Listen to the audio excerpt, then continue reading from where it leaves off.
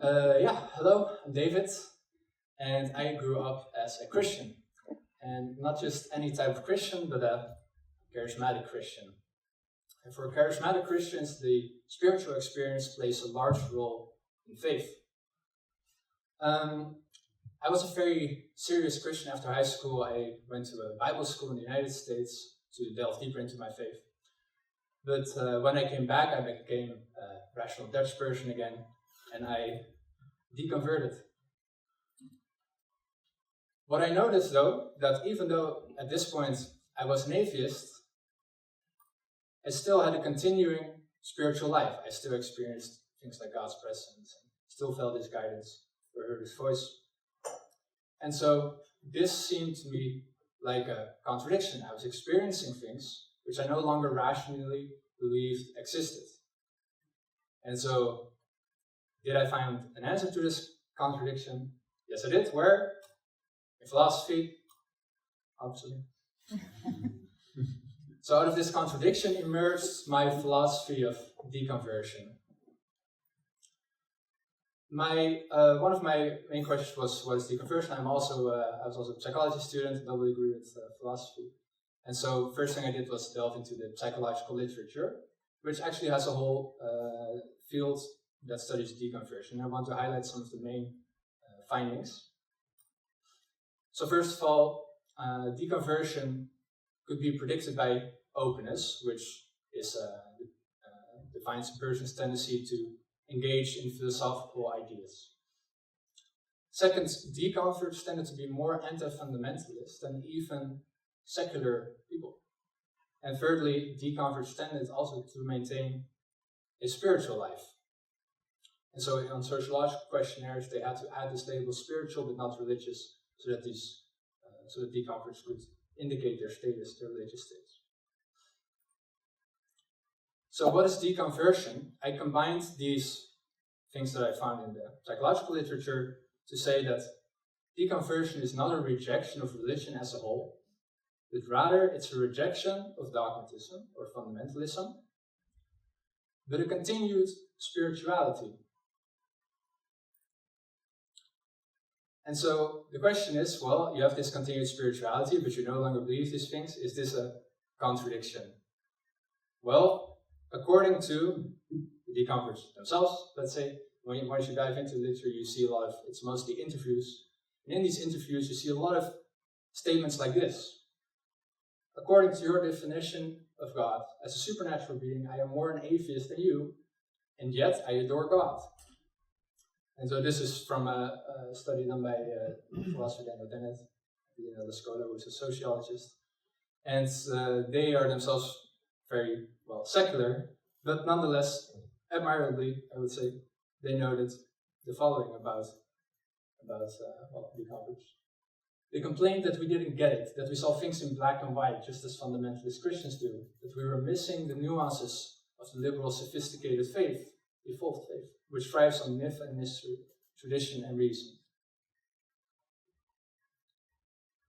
So the attitude of the deconvert tends to, begrudge both secular people and religious people at the same time. And nonetheless, they claim that they are justified.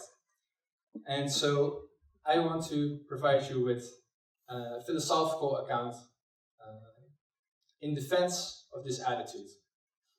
So first of all, I looked at William James. William James wrote, he did a lecture series and he put it into a book called The Varieties of Religious Experiences.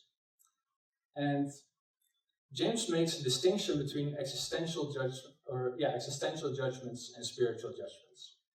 So existential judgments are when we think about spiritual or religious experiences in terms of their origin.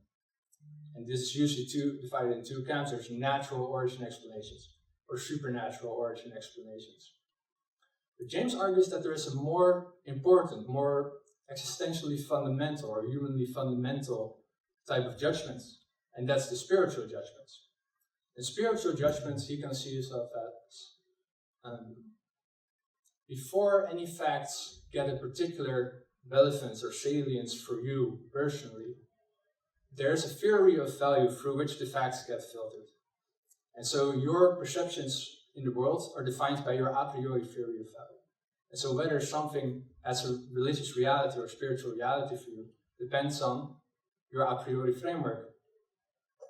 Now the core pragmatist principle, as I understand it, is something like that the reality of a thing is contained in the practical consequences that it has in the world. And so James extends this notion, which is basically a redefinition of what it means that something is real, not defined in terms of natural substrate, like your body, or a supernatural dimension, like a soul or spiritual beings, but rather in the reality that is produced, the practical consequences that is produced by the thing itself. And so he extends this to religion to say that the whole interest of the question of God's existence seems to lie in the consequences for particulars which that existence may be expected to entail. Now, another philosopher who I saw making a similar move is Martin Heidegger, and he wrote, or it was also a lecture series actually, the Phenomenology of Religious Life, and he talks about the factical life experience. And the factical life experience is a very similar notion, I would say, to the spiritual judgments in James. Factical life experience is your whole active and passive pose in the world. And importantly, Heidegger notes that in our being in the world, thoughts about the manner of experiencing are an afterthought. When we are experiencing life with all its significances and how the world reveals itself to us, we're not thinking about, does this originate from our body, or does this originate from the soul, or are we in some type of simulation? No. In daily life, we are engaged with the immediate significances that reveal themselves to us. And so Heidegger makes a claim that only a religious person can understand religious life. Why? Because the significances that reveal themselves to you when you're a believer are not co-experienced when you're not a believer. You live in a different world, you would say. Okay, so I saw a similarity here between James and Heidegger, and I tried to, at the very end, bring it under the umbrella term which I call mythologization. I'm very interested in mythological thinking, which I define as follows. When we tell a myth, we're not concerned so much with the objective reality, the objective facts, the historical facts implied by the myth, but rather we are fully concentrated on the meaning and the practical significance that the story has for us.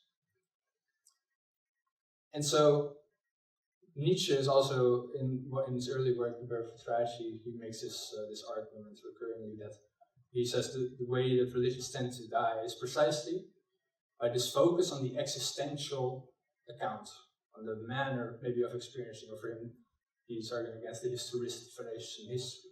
So the way that the people deconvert, if we translate it to today, is this overemphasis on the rational rather than, and this is what Nietzsche argues for, the feeling for myth, a regaining of the emphasis on personal and practical significance of the story for our lives.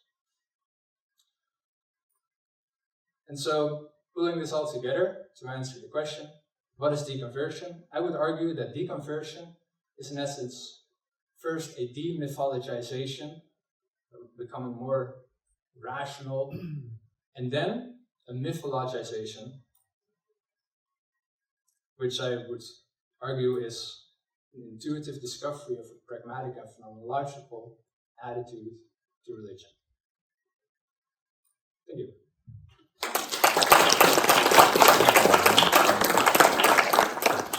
Yeah, thanks, David. Sharp time. Fortunately, we have enough time for questions about deconversion. Fascinating topic. I hadn't thought about it too much, but now that I heard it, I cannot stop thinking about it. So, anyone? Yes. Yes. If I understand you well, so I try to imagine exactly what you were saying.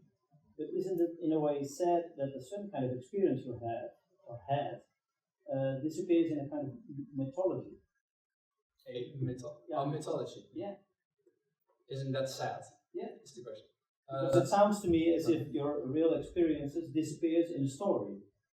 So perhaps I misunderstand the essence of your message. Yes. Okay. No. Good question. So does it become less meaningful perhaps because it's now just a story? It's sort of explained away. Yes. That's a good question. And so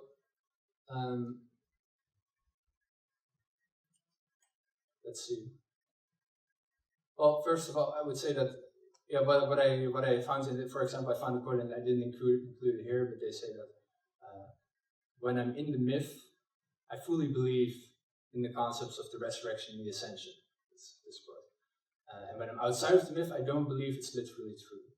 And so for me, religion, when I look back also on my religious life, was always, well, I was at Bible school, of course, it was a full-time thing, but it was also sort of a seasonal. You have seasons in your life where the experience is more intense.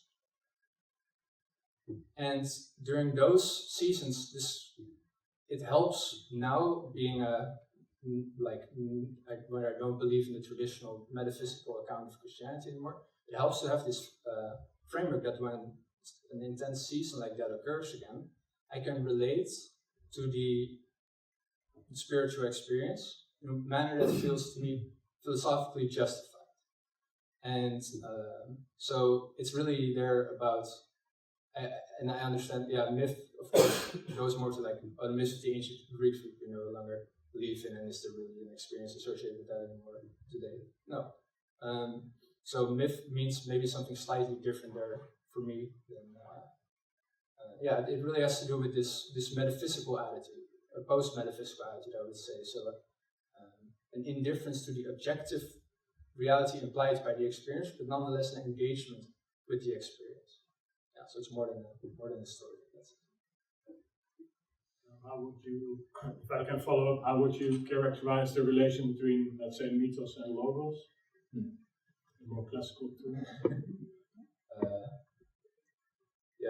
My dad was a preacher growing up, and he would always talk about the logos, the breathed word of God. So I still have sort of this paradigm in the back of my mind, but I feel like these terms are spoken about in sort of different ways and different, by different people. So we have the logos of the New Testament, so to speak, but we also have the Greek logos. Yeah. No, I find it, for example, an interesting notion that we've become like logocentric, to focus on the rational, which is kind of what I'm arguing here for, and that we have to regain this feeling from it. But further than that, I'm not sure I can comment on these terms because they seem very complex. Is there a limit to whose or what myths should be entertained, or is that too rational an approach? No, that's a great question. So I find that this story is definitely not for everyone. I grew up in, that's why I started with the fact that I grew up in a charismatic Christian world. So spiritual experience was always very real for me. But I know, like many of my friends did not grow up Christian, have no notion of spiritual experience or this type of thing. And so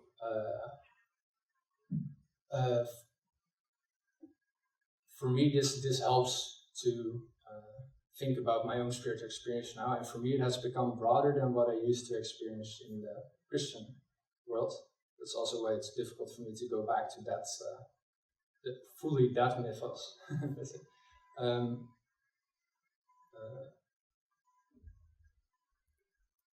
So no, I think it's, I think there are certain like archetypal spiritual experiences, let's say, in a lot of traditions, it's ancestor experiences, or it's angels and demons, or it's God, or these type of things. I'm not sure if there's like many more categories outside of that, let's say, but those are that's sort of the realm that I move in. What made you deconvert? What made me deconvert? Yeah. So, good question also, thank you. So during the process, I felt like it was mostly a philosophical journey. I had certain questions, especially about heaven and hell, but also some more like philosophical questions, like about God being an actually great being. But well, this thesis was a big reflection process for me on that experience, of course, and I also think that the social was a big factor because I just came from 3 years of Bible school, this big, amazing bubble during important development phase of my life, 18 through 21, and then I come back here in the Netherlands in Rotterdam, and it's a lot more secular, and so I think that also definitely played a role. Yeah, but at the time, I experienced it mostly as a philosophical journey. I think that's on the way also. Yeah, David, there's an anecdote which I don't know whether I shared it with you during our many very interesting and very fruitful interactions. David graduated with me. There's during a lecture Heidegger gave, where he said there is no room for religion within the thinking of being. Someone in the audience said, "But what will happen if you suddenly have this event of revelation?" And Heidegger said, "I will shut down the shop. I will stop thinking being." So wouldn't you agree that religion still always possibly has the last word? Yeah, no, but this is, no, your thesis is excellent, your thinking is excellent. This is just something that, and I don't want to take your father's side, but this is something that, doesn't religion always have the last word? Possibly, right. Yeah, okay. Thank you. This is not a question. Yeah, I can quickly comment on it. So I've always found that line of reasoning a bit fallacious because, sorry to put it like that, but because usually what I've seen happen is that people will have or this would happen to me, let's keep it to myself, because when I was an atheist, at first I had no idea how to rectify this contradiction in myself. So I would have religious experiences, but they would not cause me to drop my atheism. Because why not? Well, for me, it was that 2 days later, I would be fully convinced again of my religion. And 2 days later, my rational mind would start up again, and I would start to reason myself out of it. And so, at least for me, the spiritual experience did not have the effect that Heidegger might have expected it would have for him. Plus that now I feel like I've found in his philosophy a way to relate to the spiritual experience precisely without going back to that traditional methodology. Very good, thank you. Okay, thank you. Yeah, that's funny. Before I asked the question, I was thinking about this saying, I don't know exactly where it came from. You cannot unring a bell, in the sense that even if you deconvert, there may be something still, something else in you, but then you can also ask, can you re-ring a bell? Never heard that question asked. I'm going to be brooding on this for a long time. So, last question, Bart? Were you never attracted to agnosticism? Yeah, I usually spelled out my journey as Christian, theist, deist, agnost, atheist, anti-theist, militant anti-theist, because I went all the way. You can look back my Facebook. You're in trouble. It's not pretty.